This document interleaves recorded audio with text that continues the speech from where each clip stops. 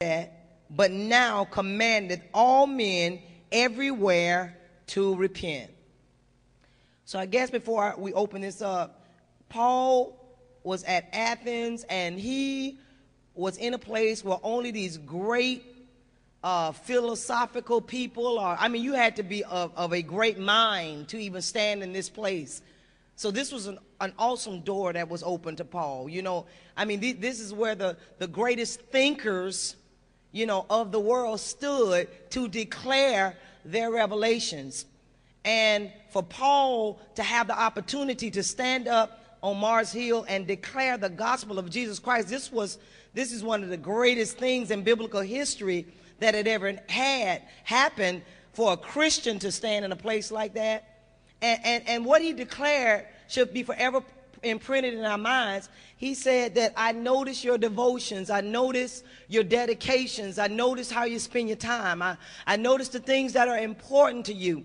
He said, but in my noticing them, I'm noticing that you're worshiping to an altar of the unknown God. That word unknown is agnostos in the Greek, and it's related to the English word agnostic.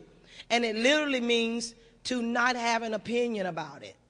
In other words, it can be or it cannot be. It means to take a demilitarized zone. It means to take an area. Well, I'm not going to say that it's God. I'm not going to say that it's not God. Now, you know, the Bible calls this being lukewarm. But not only was this lukewarm in this instance, but this was also a place of idolatry and ignorance. How many of you know most idolatry is rooted in ignorance? Paul didn't say that they knew who they were. You know, there were a lot of gods that they worshiped to. He said there's one place that you're worshiping. He said you're ignorantly worshiping. And that's why we want to deal with this thing on secret organizations. And is it okay for Christians to operate in this realm? And I'm going to start out, Brother Danny, by asking you real quick to give a little bit of background concerning your experience in secret organizations. Well, my experience in secret organizations started when I was around 21 years old. And I was in my second year in college, and you see the different sororities and fraternities, and seemed at that time, I wasn't saved, and it seemed like the fraternities, the Q Dogs and the Kappas and the A Phi A, they had all the girlfriends, and they influenced on campus.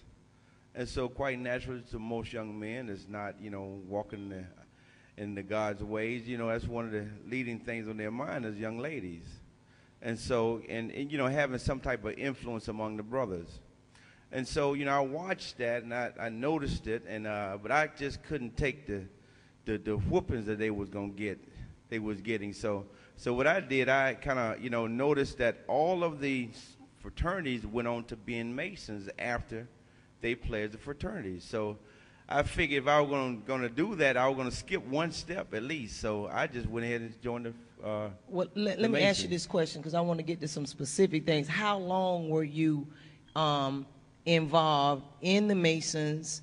And to let everybody know, how long did it take you to get to the position that you got to, and what was the highest position that you got to, and then what did you do in that position?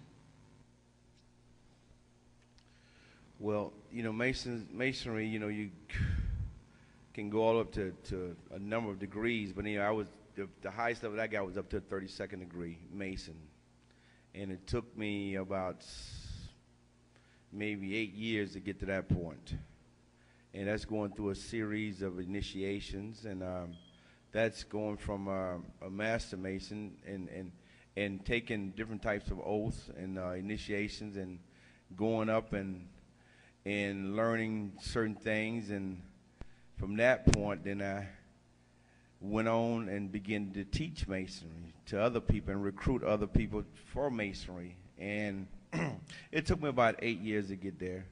And once I got there, you just, basically. But what did you do to young men? I mean, when you got there, what was your assignment as far as you